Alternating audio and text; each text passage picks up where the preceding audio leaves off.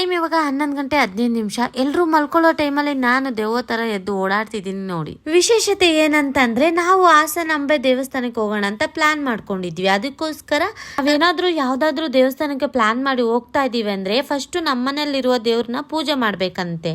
ಹಾಗಂತ ದೊಡ್ಡವರೆಲ್ಲ ಹೇಳ್ತಾ ಇದ್ರು, ಅದನ್ನ ನಾನು ಇವಾಗ ಫಾಲೋ ಮಾಡ್ತಾ ಇದ್ದೀನಿ. ಬೆಂಗಳೂರಿಂದ ಹಾಸನಕ್ಕೆ ಹೋಗ್ಬೇಕು ಅಂದ್ರೆ ನಾವು ಏನಿಲ್ಲ ಅಂದ್ರೂ ಅರ್ಲಿ ಮಾರ್ನಿಂಗ್ 3 o'clock ಮನೆ ಬಿಡ್ಬೇಕಾಗಿತ್ತು. ಅದಕ್ಕೋಸ್ಕರ ನಾನೇನ್ ಮಾಡ್ತಾ ಇದ್ದೀನಿ ಅಂತಂದ್ರೆ ನೈಟ್ ಎಲ್ಲ ಫುಲ್ ಕ್ಲೀನಿಂಗ್ ಮಾಡಿ ದೇವ್ರ ಐಟಮ್ನೆಲ್ಲ ಜೋಡಿಸ್ಕೊಂಡು ಮಾರ್ನಿಂಗ್ ಎದ್ದ ತಕ್ಷಣ ಹಂಗೆ ದೀಪ ಹಚ್ಚಿ ಪೂಜೆ ಮಾಡಿ ಹೋಗಕ್ಕೆ ಈಸಿ ಆಗುತ್ತೆ ಅಂತ ಎಲ್ಲ ರೆಡಿ ಮಾಡ್ಕೊಂತಾ ಇದ್ದೆ. ಮನೆ ಕ್ಲೀನ್ ಆಯ್ತು, ಪೂಜೆಗೆ ಐಟಮ್ಸ್ ಎಲ್ಲ ಜೋಡಿಸಾಯ್ತು. ಇನ್ನೇನಿದ್ರು ಇವಾಗ ಮಲ್ಕೋಬೇಕು.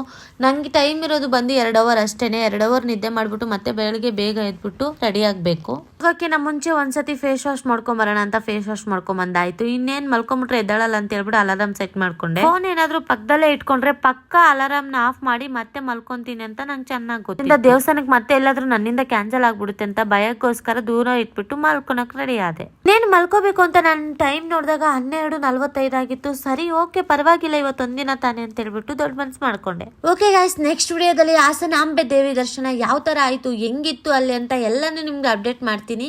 ಸೊ ಅದಕ್ಕಾಗಿ ನನ್ನ ಐಡಿನ ಫಾಲೋ ಮಾಡ್ತಾ ಇರಿ, ನನ್ನ ವಿಡಿಯೋಸ್ನೆಲ್ಲ ನೋಡ್ತಾ ಇರಿ, ಲೈಕ್ ಮಾಡ್ತಾ ಇರಿ, ಕಮೆಂಟ್ಸ್ ಮಾಡ್ತಾ ಇರಿ ಅಂತ ಹೇಳುತ್ತಾ ಈ ವಿಡಿಯೋನ ಎಂಡ್ ಮಾಡ್ತಿದ್ದೀನಿ. ಬಾಯ್ ಬಾಯ್.